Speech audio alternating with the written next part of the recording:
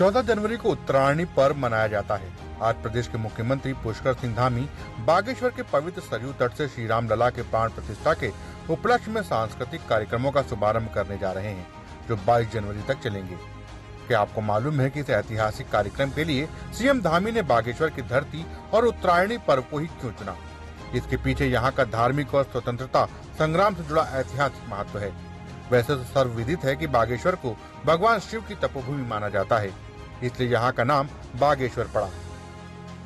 यहाँ बागनाथ मंदिर का धार्मिक रूप से अत्यधिक महत्व रहा है। वहीं इसे दूसरी काशी भी कहा जाता है। यह भी माना जाता है कि भगवान श्री राम का सरयू नदी का विशेष संबंध रहा है।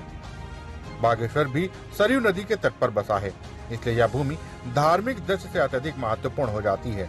अब यहाँ के स्वतंत्रता संग्राम के ऐतिहासिक महत्व को जानते हैं। 13 जनवरी 1921 का दिन था। स्थान था उत्तराखंड का बागेश्वर का सरयू तट, जहाँ हजारों की संख्या में आंदोलनकारी एकत्र हुए और उन्होंने कई सदी से चली आ रही कुली बेगार कुप्रथा के खिलाफ आवाज बुलंद की थी। अंग्रेजी हुकूमत ने आंदोलनकारियों को चेतावनी दी थी कि यदि वे पीछे नहीं हटे तो कड़ी कार्रवाई होगी। लेकिन बागेश्वर के सरयू नदी के तट पर जुटे हजारों आंदोलनकारी डटे रहे और अंग्रेजी हुकूमत के खिलाफ बड़ा आंदोलन किया, जिसने ब्रिटिश हुकूमत को हिला दिया।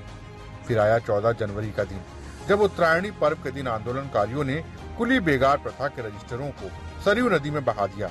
इसी के साथ उत्तराखंड से कुली बेगार प्रथा समाप्त हो गई। भले ही देश को वास्तविक स्वतंत्रता 15 अगस्त 1947 को मिली हो, लेकिन उत्तराखंड वासियों को पहली आजादी कुली बेगार के खत्म होने पर मिली थी। क्या है कुली बेगार प्रथा? दरअसल उत्तराखंड का इलाका पर्वतीय था। इस वजह से ब्रिटिश अधिकारियों को पर्वतीय क्षेत्रों में जाने पर सामान लाने व ले जाने में काफी दिक्कतों का सामना करना पड़ता था, क्योंकि उस समय वाहन या उपकरण सुविधा नहीं थी। इसलिए ब्रिटिश अधिकारी गांव के प्रधानों को ग्रामीणों के सामान लाने व ले जाने के लिए कुली के रूप में ड्यूटी लगाने की जिम्मेदारी देते थे। रजिस्टर में रोटेशन के आधार पर ग्रामीणों की ड्यूटी का रिकॉर्ड रखा जाता था। इस प्रथा को कुली बेगार के नाम से जाना जाता है। इतना ही नहीं, शारीरिक शोषण के अलावा अंग्रेजों का ग्रामीणों के साथ व्यवहार भी बेहद खराब रहता था।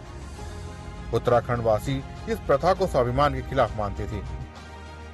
गांधी जी ने इसे रक्तहीन क्रांति की संज्ञा दी थी। इस आंदोलन की सबसे खास बात यह थी कि इस आंदोलन में अंग्रेजों ने एक भी गोली नहीं चलाई, न ही लाठीचार्ज किया।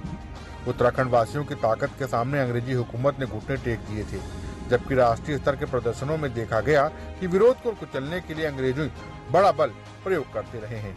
यही वजह रही है कि महात्मा गांधी जी इस आंदोलन से बेहद प्रभावित हुए और उन्होंने अपनी पुस्तक यंग इंडिया में इस आंदोलन को रक्तहीन क्रांति की संज्ञा दी। इस आंदोलन में भारतीयों को प्रेरणा मिली कि अंग्रेजी हुकूमत को झुकाया जा सकता है।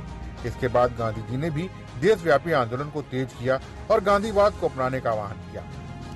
उत्तराखंड से दस्तक टाइम्स के लिए गौरव मुंबई की रिपोर्ट।